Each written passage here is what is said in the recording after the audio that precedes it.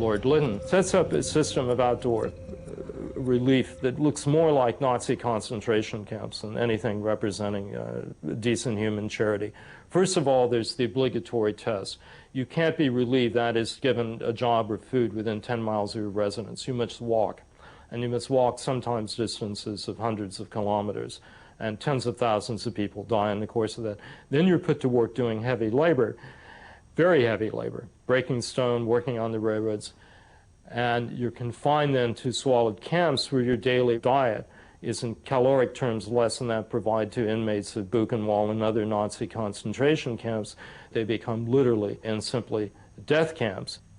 And perhaps worst of all, children were now too weak and small to do the necessary work. Children became the main victims of Lytton's cool-hearted policy.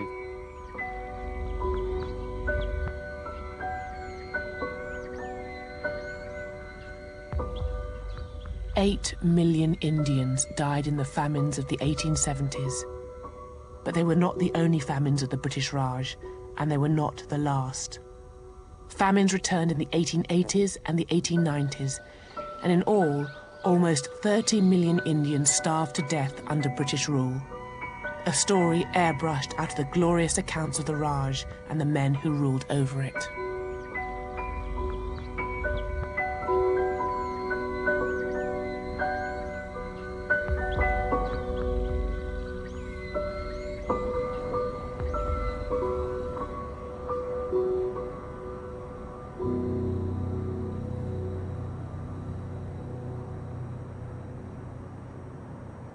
Social Darwinism had justified genocidal policies in the colonies, and in the same years it also fueled new fears amongst the British elite, fears of other dangerous races living in their midst, the working classes of their own cities. Race and class are actually very close to each other. If you look at books about race around Darwin's time, they often talk about the Cockney race, the English country race, the Scottish race.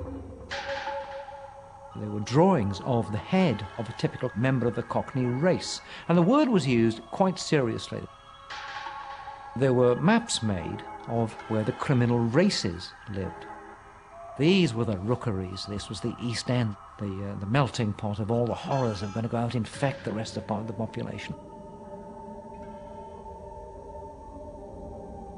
Race scientists and social reformers visited prisons to study the criminal races at first hand, and among them was Charles Darwin's cousin, Francis Galton. Galton was terrified by the fact that the underclass were reproducing faster than the middle classes. Darwinian law had, it seemed, been turned on its head. The least fit were surviving. Reversing this situation became his mission. Darwin had looked backwards, where we come from. Galton turned the telescope around and looked forward. Where were we going? And he devoted much of the rest of his life to the idea of understanding Homo sapiens, us, as a species, and trying to direct where Homo sapiens was going to go in order to become more sapient, more wise in the future, more of a genius, and less of what he saw, more stupid, more ignorant, and more decayed. Galton designed a new science of human selective breeding. He dreamed of encouraging the middle classes to have more children and inhibiting breeding amongst the lower and criminal classes. And he named his new science eugenics. In the last decades of the 19th century, it became widely respected, attracting an array of high-profile supporters. They included many of the great figures of the late 19th, early 20th century, people like George Bernard Shaw, H.G. Wells, Winston Churchill, all of them absolutely convinced eugenicists.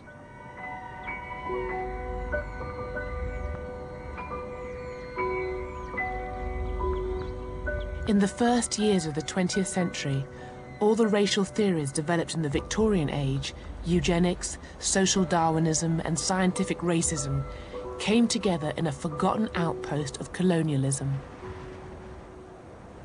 This is Namibia. But at the dawn of the 20th century, it was the German colony of Southwest Africa, and home to an ancient people called the Herero. In 1904, they rebelled against the brutality of German rule. What followed was to prefigure the worst crimes of the 20th century. The Germans committed innumerable massacres and atrocities, but they were unable to hunt down and destroy all the Herero people across such a vast landscape. And when the Nama, another of the Namibian peoples, rose up, the Germans turned instead to a recent invention, the concentration camp.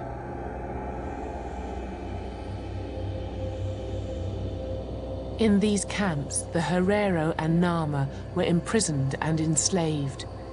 Thousands were worked to death, others raped, beaten, or simply murdered by the guards.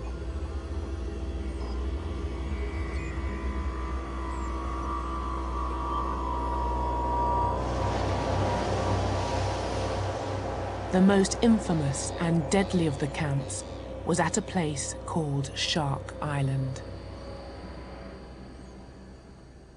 Shark Island was established for the express purpose of killing people. Anybody placed on that island, everybody knew they were going to die. People knew that, the German officers knew that. If I were to have to use the language of the Nazi period, then I would certainly see Shark Island as a death camp. The people were band together in Shark Island from all over Namibia. Hereros, Tamaras, Bushman, Nama. And they had cool-blooded murder there. My own family, my ancestors, they were also killed there.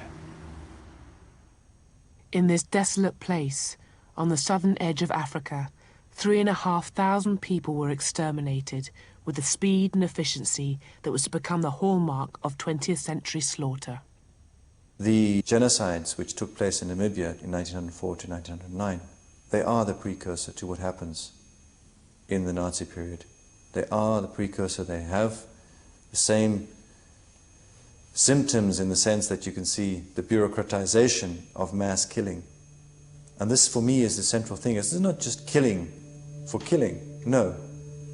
It's a combination between killing and bureaucracy. Today, Shark Island is a campsite for tourists. The Africans who were frozen and starved to death here have been almost erased from memory.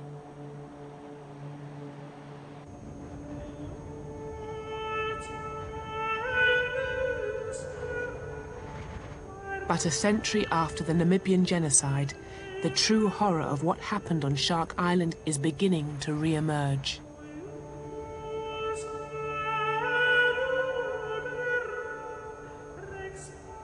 In a recently discovered mass grave, just a few kilometers from the site of Shark Island, lie some of the victims of the 20th century's first genocide.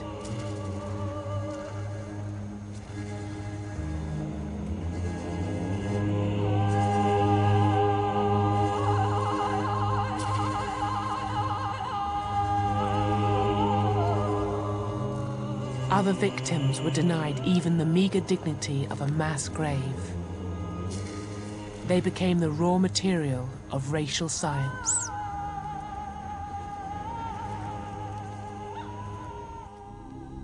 Their skulls and even severed heads were sold to museums in Europe and used to prove the inferiority of Africans. The trade in skulls was so accepted that it was even depicted on a postcard.